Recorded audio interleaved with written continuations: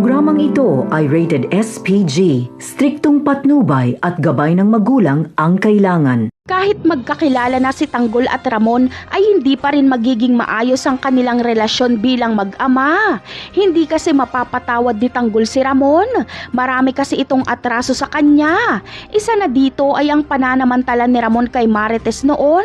At ang hindi matanggap ni Tanggol ay tatay niya ang asawa ng nag-iisang mahal niyang si Mokang. Ganun pa man ay handa si Ramon gawin ang lahat maging maayos lang sila ni Tanggol. Mas mamahalin niya si Tanggol kesa kay Mokang. Makikipaghiwalay si Ramon kay Mokang dahil hanggat asawa niya ito ay lalo niya lang sinasaktan ang damdamin ng anak niyang si Tanggol. At isa pa ay darating din naman ang panahon na maghihiwalay si Mokang at Ramon dahil peke ang kanilang kasal. Kahit ang pangalan nga ni Ramon ay peke din. Samantala, gagawin naman ni Ramon ang lahat para mailabas si Tanggol sa kulungan. Gusto niya itong itakas at bigyan ng bagong pagkatao katulad ng ginawa niya noon. Ngunit hindi papayag si Tanggol sa ganito. Ayaw kasi ni Tanggol na takasan ang kanyang mga kasalanan.